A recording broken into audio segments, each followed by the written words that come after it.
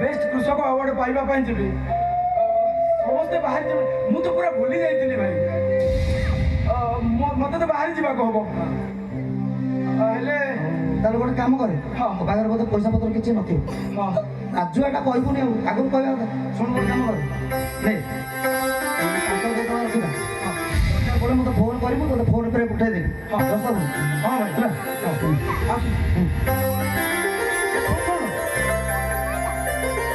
ଗାଡ଼ି ରହିଲେ ଚଢ଼ିବୁ ଓ ଭାଇ ଆଉ ମୁଁ କ'ଣ ଛୋଟ ପିଲା ହେଇଛି ଏଇ କଥା ବି ମୋତେ ପୁଣି ପଛରୁ ଡାକି ବୁଝଉଛ ମୋର ସେଟା ଡେରି ହେଲାଣି ମୁଁ ଆସୁଛି ଭାଇ ହଉ